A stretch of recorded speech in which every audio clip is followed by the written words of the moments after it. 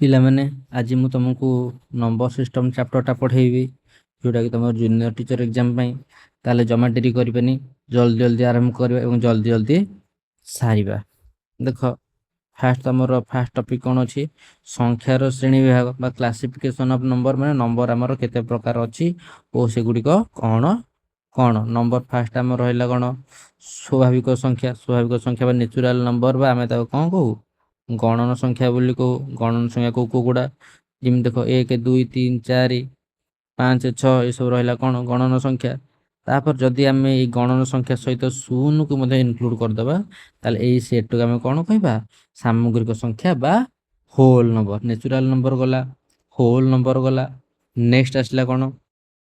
ପୂର୍ଣ୍ଣ ସଂଖ୍ୟା ବା ଇଣ୍ଟିଜର। ଇଣ୍ଟିଜର ମାନେ କ'ଣ? ଆମର ଫାଷ୍ଟ ଗଣନ ସଂଖ୍ୟା 1 2 3 4 ଗଲା, ତା ସହିତ 0 ଗଲା, ଆମକୁ ହୋଲ୍ ନମ୍ବର ହେଇଗଲା। ଏଗୁଡ଼ିକ ସହିତ ତାପରେ ଯଦି ଆମେ ନେଗେଟିଭ ନମ୍ବର ଗୁଡ଼ାକ ମଧ୍ୟ ଇନକ୍ଲୁଡ୍ କରିବା, -1 -2 -3 -4, ଏ ସବୁ ଯାକ ଯଦି ଇନକ୍ଲୁଡ୍ କରିଦେବା, ଆକୁ ଆମେ କହିବା କ'ଣ? ପୂର୍ଣ୍ଣ ସଂଖ୍ୟା। ଯେମିତି ତମେ ଦେଖିପାରୁଥିବ ଏଇଠି ଫାଷ୍ଟ ଗୋଟେ ରହିଲା କ'ଣ? ଏଇଠି ଏଗୁଡ଼ା ସବୁ ନ୍ୟାଚୁରାଲ ନମ୍ବର। ହୋଲ୍ ନମ୍ବର କ'ଣ? 0 ସହିତ ନ୍ୟାଚୁରାଲ ନମ୍ବର ହେଲେ ହୋଲ୍ ନମ୍ବର। ଇଣ୍ଟିଜର ମାନେ ଏଇଗୁଡ଼ା ସବୁ ପଜିଟିଭ ନମ୍ବର ଥିଲା, 0 ଥିଲା, ତା ସହିତ ଯଦି ଆମେ ନେଗେଟିଭ ନମ୍ବରକୁ ମଧ୍ୟ ଇନକ୍ଲୁଡ୍ କରିଦେବା, ସେଟା ହେଇଯିବ କ'ଣ? ଇଣ୍ଟିଜର। ତାପରେ ଆସିଲା ଆମର ରେସନାଲ ନମ୍ବର। ରେସନାଲ ନମ୍ବର କ'ଣ? ଯଦି ଆମେ ଗୋଟେ ସଂଖ୍ୟାକୁ p/q ରୂପରେ ଲେଖିବା ଆଉ q ସଦାବେଳେ ନଟ୍ ଇକ୍ୱାଲ୍ ଟୁ 0 ହେଇକି ରହିବ, ତାହେଲେ ଆମେ ତାକୁ ରେସନାଲ ନମ୍ବର ମଧ୍ୟ କହିବା। ଆଉ ଯେଉଁ ଭଗ୍ନାଂଶ ଗୁଡ଼ା ଯେଉଁ ରହିବ, ଆକୁ ଆମେ ଚାହିଁଲେ ଦଶମିକରେ ମଧ୍ୟ ପ୍ରକାଶ କରିପାରିବା। ମାନେ ରେସନାଲ ନମ୍ବର ମାନେ କ'ଣ? ଆକୁ ଆମେ କରିପାରିବା। ତାପରେ ରହିଲା କ'ଣ? ରେସନାଲ ନମ୍ବର ପରେ ଆସିଗଲା ଇରେସନାଲ ନମ୍ବର, ଯେଉଁଠି ଆମର √2 √3 ପାଏ 2π ହେଲା, ଏଗୁଡ଼ା ସବୁ ରହିଲା କେତେ? ଆମର ଇରେସନାଲ ନମ୍ବର। ତାପରେ ଯଦି ଆମେ ରେସନାଲ ନମ୍ବର ଆଉ ଇରେସନାଲ ନମ୍ବରର ୟୁନିୟନ କରିଦେବା, ତାହେଲେ ଆମେ କ'ଣ ପାଇବା? ଆମେ ପାଇବା ରିଏଲ ନମ୍ବର। ଦେଖ ଏଠି এইটা আমার রেশনাল নম্বর রহিলা, এটা ইরেশনাল নম্বর, এটা যে বক্স ভিতরে আছে এটা আমার কোন রহিলা? এটি রিয়েল নম্বর রহিলা। নেক্সট তারপরে আগু দেখিয়া এটি কোন দিয়েছি? মৌলিক সংখ্যা। মৌলিক সংখ্যা কোন না? যে সংখ্যার কেবল দুইটি মাত্র গুণনীয় থাকে তাকে আমি কহু মৌলিক সংখ্যা। ଆଉ ଯେମିତିକି ୟା ଭିତରେ ଆମେ ଗୋଟେ କଥା ମନେ ରଖିବା, 2 ହେଉଛି ଏକମାତ୍ର ଯୁଗ୍ମ ସଂଖ୍ୟା, ଯୋଉଟା ଗୋଟେ ମୌଳିକ ସଂଖ୍ୟା। କାରଣ 2ର କେତେଟା ଗୁଣନୀୟକ ଅଛି? ଗୋଟେ ହେଲା 1 ଆଉ ଗୋଟେ ହେଲା 2। ଆଉ ଗୋଟେ ସର୍ଟ କ୍ୱେଶ୍ଚିନ୍ ପରୀକ୍ଷାରେ ପଡ଼େ କ'ଣ ନା 1 ରୁ 100 ମଧ୍ୟରେ କେତୋଟି ମୌଳିକ ସଂଖ୍ୟା ପଡ଼େ? 1 ରୁ 100 ମଧ୍ୟରେ କେତୋଟି ମୌଳିକ ସଂଖ୍ୟା ପଡ଼େ? 1 ରୁ 100 ମଧ୍ୟରେ ଆମର ପଡ଼େ 25ଟି ମୌଳିକ ସଂଖ୍ୟା। ଆପଣଙ୍କୁ ଯଦି ମୁଁ ଆଉ ଟିକେ ଅଧିକା କହିବି, 1 ରୁ 50 ମଧ୍ୟରେ କେତୋଟି ମୌଳିକ ସଂଖ୍ୟା ପଡ଼େ? ନା 1 ରୁ 50 ମଧ୍ୟରେ ପଡ଼େ 15ଟି। ତାପରେ 51 ରୁ 100 ମଧ୍ୟରେ ପଡ଼ିବ ଆଉ 10ଟା, ଟୋଟାଲ ହେଇଯିବ 25ଟା। ବୁଝିହେଲା ନା? ଏବେ ଆଗକୁ ଦେଖିବା। ନେକ୍ସଟ କ'ଣ କହିଲା ନା ପରିମେୟ ଏବଂ ଅପରିମେୟ ସଂଖ୍ୟା। ଗଣନ ସଂଖ୍ୟା, ପୂର୍ଣ୍ଣ ସଂଖ୍ୟା, ପରିମେୟ ସଂଖ୍ୟା, ଯୋଉଟାକି ରେସନାଲ ଇରେସନାଲ କହିଥିଲି ହେଲା। ପରିମେୟ ଯୋଉଟା p/q ରୂପରେ ପ୍ରକାଶ କରାଯାଇପାରିବ, ଯୋଉଟାକୁ q ନଟ୍ ଇକ୍ୱାଲ୍ 0। ଅପରିମେୟ ସଂଖ୍ୟା ଯୋଉଟାକୁ p/q ରେ ପ୍ରକାଶ କରାଯାଇପାରିବ ନାହିଁ, ଯେମିତି √2 √3 ପାଏ। ନେକ୍ସଟ ଆଗକୁ ସ୍ଥାନୀୟ ମାନ ଏବଂ ପ୍ରକୃତ ମାନ। ସ୍ଥାନୀୟ ମାନ ମାନେ କ'ଣ? Place value. Place value. ପ୍ରକୃତ ମାନ ମାନେ ହେଲା ଫେସ୍ ଭ୍ୟାଲୁ। ଫେସ୍ ଭ୍ୟାଲୁ ହେଲା। ପ୍ରକୃତ ମାନ ମାନେ କ'ଣ? ପ୍ରକୃତ ମାନ ହେଲା ଫେସ୍ ଭ୍ୟାଲୁ। ଦେଖି ଏଟା ବୁଝିବା କ'ଣ ଅଛି ନା ପ୍ଲେସ୍ ଭ୍ୟାଲୁ କ'ଣ? ଏଠି 5834। ଯଦି ଏଠି ମୁଁ 8ର ସ୍ଥାନୀୟ ମାନ ବା ପ୍ଲେସ୍ ଭ୍ୟାଲୁ ପଚାରିବି, এটা ହେଇଯିବ କେତେ? 8 ଗୁଣନ ଏଟା 1 10 100 ଘରେ ଅଛି, ତାମାନେ 8 ଗୁଣନ 100 ହେଇଯିବ 800। କିନ୍ତୁ ଯଦି ଫେସ୍ ଭ୍ୟାଲୁ ପଚାରିବେ, ଫେସ୍ ଭ୍ୟାଲୁ ମାନେ 8ର ଫେସ୍ ଭ୍ୟାଲୁ ହେବ କ'ଣ? ଖାଲି 8 ହିଁ ହେବ। ବୁଝିପାରିଲ? ପରୀକ୍ଷାରେ କ'ଣ ପଚାରିବ? ଏ 8ର ସ୍ଥାନୀୟ ମାନ ଏବଂ ପ୍ରକୃତ ମାନ ମଧ୍ୟରେ ପାର୍ଥକ୍ୟ କ'ଣ? ସ୍ଥାନୀୟ ମାନ ହେଇଗଲା 800, ପ୍ରକୃତ ମାନ ହେଲା 8। ଏ ଦୁଇଟାଙ୍କ ଫେଡ୍ ଦେଲେ କେତେ ହେଇଯିବ? 792। ତା ଆନ୍ସର ଏଇଆ ହେବ। ଏଇ ଟାଇପର କ୍ୱେଶ୍ଚିନ୍ ପରୀକ୍ଷାରେ ପଚରା ଯାଏ। ନେକ୍ସଟ ଦେଖିବା, ନେକ୍ସଟ ସ୍ଲାଇଡ୍। ବିଭାଜ୍ୟତା ନିୟମ ହେଲା, ଏଠି କ'ଣ ଦେଲା 3ର ବିଭାଜ୍ୟତା ନିୟମ 9ର ବିଭାଜ୍ୟତା ନିୟମ ପାଖାପାଖି ସେମ୍। ସମସ୍ତଙ୍କର ସମଷ୍ଟି 3 ଦ୍ୱାରା ବିଭାଜ୍ୟ ହେବ ତାହେଲେ 3 ଦ୍ୱାରା ବିଭାଜ୍ୟ, ଆଉ ସମସ୍ତଙ୍କ ଯଦି 9 ଦ୍ୱାରା ବିଭାଜ୍ୟ ତାହେଲେ ମଧ୍ୟ 9 ଦ୍ୱାରା ବିଭାଜ୍ୟ ହେବ। ଯେମିତି ମନେକର ମୁଁ ଲେଖିଲି 123, ତିନିଟାଙ୍କ ମିଶେଇବା 1 ମିଶାଣ 2 3, 3 ମିଶାଣ 3 କେତେ ହେଲା 6, 6 3 ଦ୍ୱାରା ବିଭାଜ୍ୟ, ତେଣୁ 123 ମଧ୍ୟ 3 ଦ୍ୱାରା ବିଭାଜ୍ୟ। କିନ୍ତୁ 6 କ'ଣ 9 ଦ୍ୱାରା ବିଭାଜ୍ୟ ନୁହଁ, ତେଣୁ 123 9 ଦ୍ୱାରା ବିଭାଜ୍ୟ ନୁହଁ। ଏଇ ଯଦି ମୁଁ ଲେଖିବି 55, 5 5 ମିଶିଲେ ହେବ 10, 10ର 1 0 ମିଶିଲେ ହେଇଯିବ କେତେ 1, 1 3 ଦ୍ୱାରା ବିଭାଜ୍ୟ ନୁହଁ, ତେଣୁ 55 ମଧ୍ୟ 3 ଦ୍ୱାରା ବିଭାଜ୍ୟ ହେବ ନାହିଁ। ଏବେ ଗୋଟେ 9 ଦ୍ୱାରା ବିଭାଜ୍ୟ ଦେଖିବା। ମୁଁ ଲେଖିଲି ମନେକର 117, 7 1 8, 8 1 9, ଯଦି ଆମେ ଅଙ୍କ ଗୁଡ଼ା ମିଶେଇବା ହେଇଯିବ କେତେ 9, 9 9 ଦ୍ୱାରା ବିଭାଜ୍ୟ, ତେଣୁ 117 ମଧ୍ୟ 9 ଦ୍ୱାରା ବିଭାଜ୍ୟ। ଏହିପରି ଭାବରେ ତମେ ଚେକ୍ କରିପାରିବ। ତାପରେ 5, ଯେଉଁ ଅଙ୍କର ଲାଷ୍ଟକୁ କେତେ ଥିବ 0 ଥିବ କିମ୍ବା 5 ଥିବ, ସେଇ ଅଙ୍କ ଆମର 5 ଦ୍ୱାରା ବିଭାଜ୍ୟ ହେବ।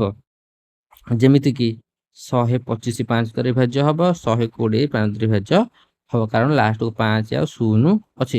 କିନ୍ତୁ ଯଦି ମୁଁ ଲେଖିବି 122, 217, 277, আর ଲାଷ୍ଟକୁ କେତେ 2 7, ଏଇଟା କ'ଣ 0 5 ହେଉଛି କି ହେଉନି, ତେଣୁ ଏଗୁଡ଼ା 5 ଦ୍ୱାରା ବିଭାଜ୍ୟ ହେବେ ନାହିଁ। ବୁଝିଲେ ନା?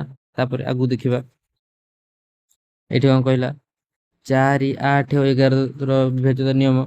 4 କ'ଣ, ଯଦି ସଂଖ୍ୟାର ଶେଷ 2ଟି ଅଙ୍କ 4 ଦ୍ୱାରା ବିଭାଜ୍ୟ ତେବେ 7 ଦ୍ୱାରା ବିଭାଜ୍ୟ ହେବ। ମୁଁ ଲେଖିଲି 512, 12 4 3 12, ତେଣୁ ଏଟା 4 ଦ୍ୱାରା ବିଭାଜ୍ୟ ହେବ। ମୁଁ ଲେଖିଲି 514, 14 4 ଦ୍ୱାରା ବିଭାଜ୍ୟ ନୁହଁ, ତେଣୁ ଏଟା ବିଭାଜ୍ୟ ହେବ ନାହିଁ। 1024, 24ଟା 424, ତେଣୁ 1024 4 ଦ୍ୱାରା ବିଭାଜ୍ୟ ହେବ। ସେହିପରି ଭାବରେ ଏବେ ଦେଖିବା କ'ଣ 8 ଦ୍ୱାରା ବିଭାଜ୍ୟ କ'ଣ, ଶେଷ 3 ଅଙ୍କ। ମନେକର ମୁଁ ଲେଖିଲି 1024 ଲେଖିଲି 0 2 4 ହେଲେ 24, 8 3 24, ତେଣୁ ବିଭାଜ୍ୟ ହେବ। ମନେକର ମୁଁ ଲେଖିଲି 1 2 1 2 8, 16 ଅଷ୍ଟା 128 ମୁଁ ଜାଣିଛି, ତେଣୁକରି ଏଟା ବି 8 ଦ୍ୱାରା ବିଭାଜ୍ୟ ହେବ ହେଲା। ତାପରେ ନେକ୍ସଟ କ'ଣ କହିଲା ଏଠି 11 ଦ୍ୱାରା ବିଭାଜ୍ୟ। ଅଯୁଗ୍ମ ଏବଂ ଯୁଗ୍ମ ସ୍ଥାନ ଭିତରେ ଅଙ୍କମାନଙ୍କ ସମସ୍ତ ପାର୍ଥକ୍ୟ 0 କିମ୍ବା 11 ଗୁଣିତକ ହେଲେ ହେବ।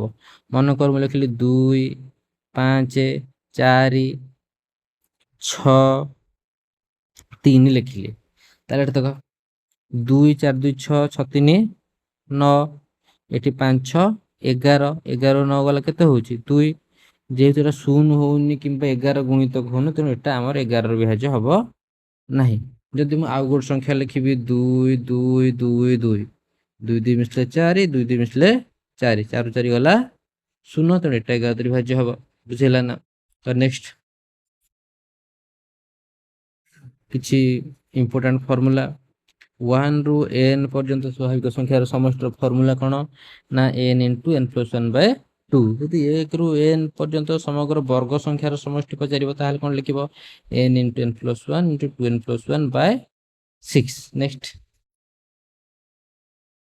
ଆଗକୁ ରହିଲା କ'ଣ ନା ଏକକ ଅଙ୍କ ନିର୍ଣ୍ଣୟ କରିବା। ଘାତର ପାୱାରକୁ 4 ଦ୍ୱାରା ଯଦି ଭାଗ କରିବା ତାହେଲେ ଶେଷ ଅଙ୍କକୁ ଏକକ ଅଙ୍କ ଭାବରେ ନେବା। ଯେମିତି ପଚାରିଲା କ'ଣ 237ର ଏକକ ଅଙ୍କ କ'ଣ, ମାନେ 2ର ଘାତ ଯଦି ଆମର 37 ରହିବ ତାହେଲେ ଆମେ ତା ଏକକ କେତେ ଦେବା, 37 ରହିଲା।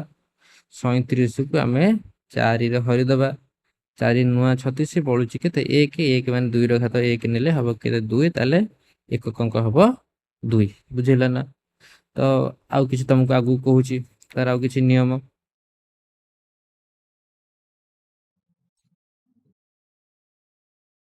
ଦେଖ ଯେମିତି ଗୋଟେ ରହିଲା କ'ଣ 2 ଦ୍ୱାରା ବିଭାଜ୍ୟ କ'ଣ, ଯେଉଁ ଅଙ୍କ ସଂଖ୍ୟାର ଶେଷ ଅଙ୍କ 0 2 4 6 8 ସେଗୁଡ଼ା ଆମର 2 ଦ୍ୱାରା ବିଭାଜ୍ୟ ହେବ।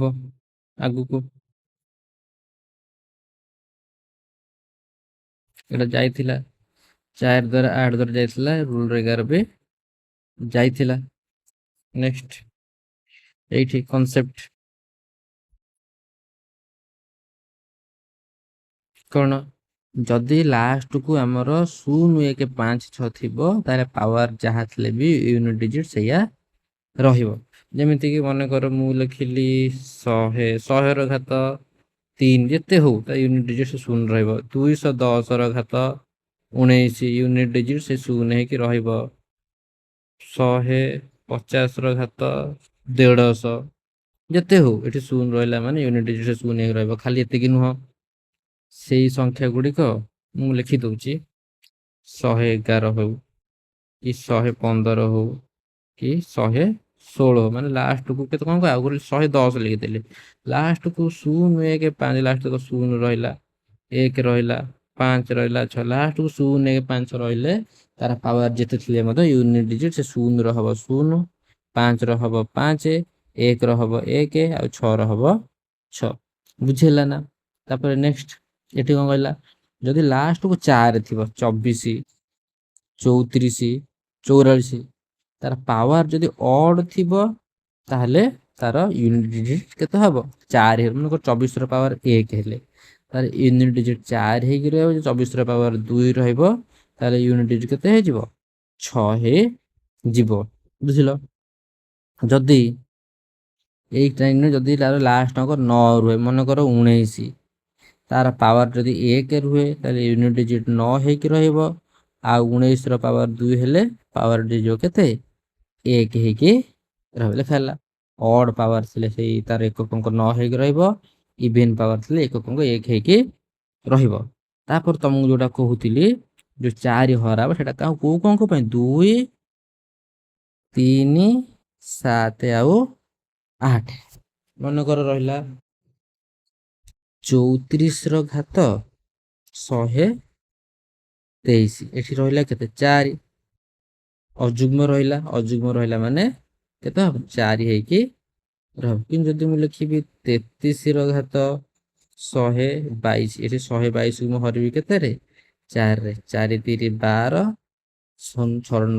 ରହିଲା 2 ରହିଲା ମାନେ 3 ର ଘାତ 2 3 3 9 ତାହେଲେ ଆମର ଏକକ ଅଙ୍କ କେତେ ରହିବ 9 ହେଇକି ରହିବ। କିନ୍ତୁ ଯୋଉ ମନେକର ଛିଣ୍ଡିଗଲା ତାର ଘାତ 4 ନବା ମନେକର 13 ର ଘାତ ନେଲି 12 କୁ 4 ରେ ହରିଲେ 4 3 12 ଛିଣ୍ଡି ଯାଉଛି ତାହେଲେ ଏଠି 3 ର ଘାତ 4 ନେଲେ 3 3 9 37 81 ୟୁନିଟ୍ ଡିଜିଟ୍ 1 ହେଇକି ରହିବ। ଏହିପରି ଭାବରେ ବାକି ସବୁ ଯାକ କରିବା। ନେକ୍ସଟ ଏଟା ସବୁ ଯାଇଛି ଏଟା ଯାଇଛି ଆଉ ଗୋଟେ ଫର୍ମୁଲା କହୁଛି ଯଦି ଏଟା ଦେଲା କଣ sum of first n natural number sum of square ଆଉ ଗୋଟେ ମୁଁ କହୁଛି ସମ୍ ଅଫ କ୍ୟୁବ ମାନେ 1 cube plus 2 cube plus 3 cube ଯଦି ଏମିତି ରହିବ ତାହେଲେ ଆର ଫର୍ମୁଲାଟା କଣ ଅପ୍ ଟୁ n ଯାଏ ରହିଲେ ଆର ଫର୍ମୁଲାଟା ରହିବ n into n plus 1 Bai 2 ର ହୋଲ୍ ସ୍କୋୟାର। ବୁଝା ହେଲା ନା ଏଇଟା ଗୋଟେ ଫର୍ମୁଲା ରହିଲା। ନେକ୍ସଟ ତାପରେ ଆଗକୁ ସୂତ୍ର ଭାଜ୍ୟ ସମାନ ଭାଜ୍ୟ ଗୁଣନ ଭାଗଫଳ ଯୁକ୍ତ ଭାଗଶଃ OTPC ପରୀକ୍ଷାରେ ଏଇ କ୍ୱେଶ୍ଚିନ୍ରୁ ଡାଇରେକ୍ଟ ପ୍ରଶ୍ନ ଆସିଥିଲା। ଦେଖ 18 72 ପଡିଲା କେତେ 3 ହେଲା।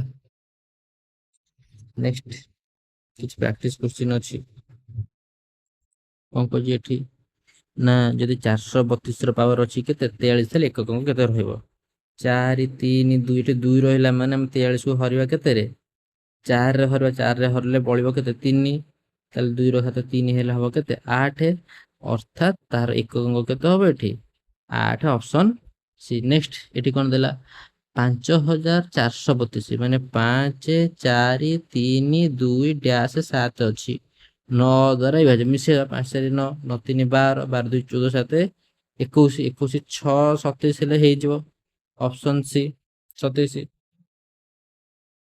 anyway next and finally thanks for watching and best of luck for your exam.